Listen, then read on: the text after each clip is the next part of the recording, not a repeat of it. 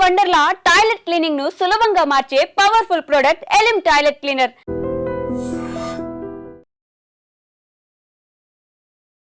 కర్ణాటకలో ఇప్పుడు ఒక వీడియో వైరల్ గా మారిపోయింది.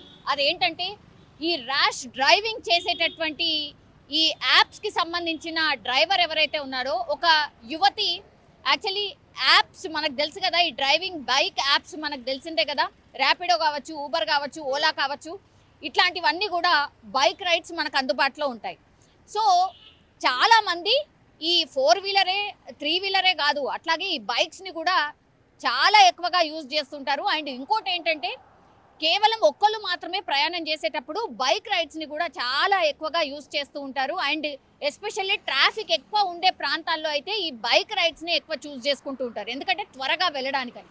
సో అట్లాగే ఈ బెంగళూరులో ఒక యువతి కూడా బైక్ రైడ్ని బుక్ చేసుకొని ఆమె వెళ్తున్నటువంటి క్రమంలో ర్యాష్ డ్రైవింగ్ అట్లాగే మిస్బిహేవియర్ చేశాడు ఈ డ్రైవ్ చేస్తున్నటువంటి వ్యక్తి.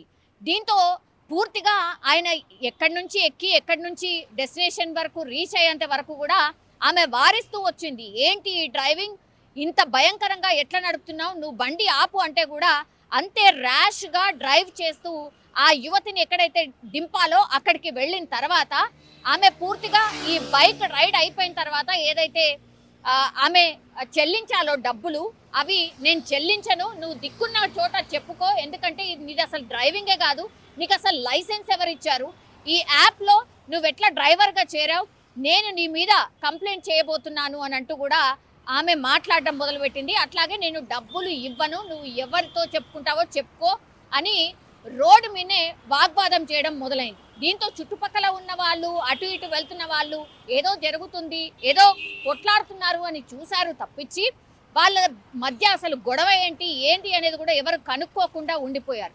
దీంతో ఇంకా రెచ్చిపోయాడు ఆ డ్రైవర్.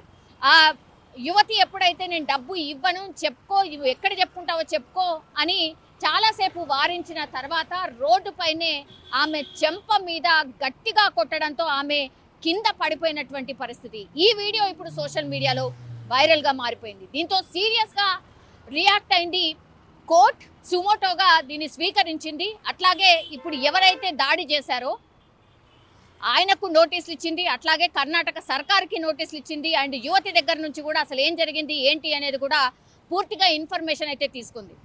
ఇప్పుడు కర్ణాటక సర్కార్ ఒక సెన్సేషనల్ డిసిషన్ తీసుకుంది.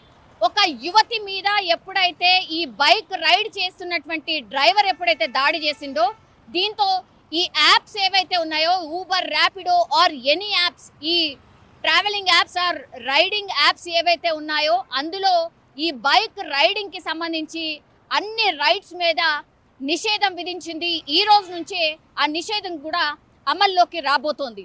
దీంతో ఇంత భయంకరంగా రియాక్ట్ అవుతుంది అని, కర్ణాటక సర్కార్ ఇంత భయంకరంగా రియాక్ట్ అవుతుందని ఎవరు కూడా ఎక్స్పెక్ట్ చేసి ఉండరు.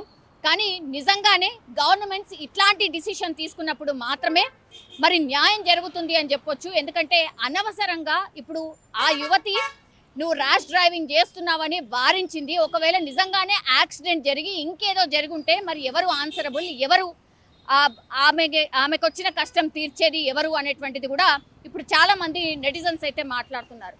ఇంకోటి, ఇట్లాంటి మిస్బిహేవియర్ కావచ్చు, లేదంటే ర్యాష్ డ్రైవింగ్ కావచ్చు, చాలామంది రోజు ఎక్కడో చోట, కర్ణాటకనే కాదు, ఈ యాప్స్ రైడ్స్ అయితే ఎక్కడ జరుగుతున్నాయో అక్కడ ఏదో ఒక చోట ఒక 10ల సంఖ్యలో అయితే ఎవరో ఒకరు ఇది ఫేస్ చేసే ఉంటారు.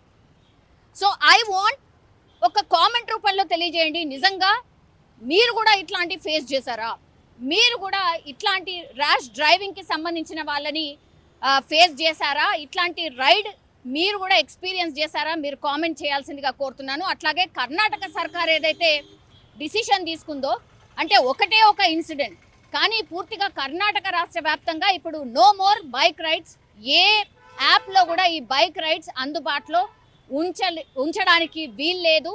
ఒక ప్రకటన జారీ చేసింది, no more bike rides in Karnataka అని. సో ఈ డిసిషన్ మీద కూడా మీ అభిప్రాయాన్ని తెలియజేసిందిగా కోరుతున్నాం. నిజంగా ప్రస్తుతం ఉన్నటువంటి సమాజం దేనికి ప్రయారిటీ ఇస్తుంది?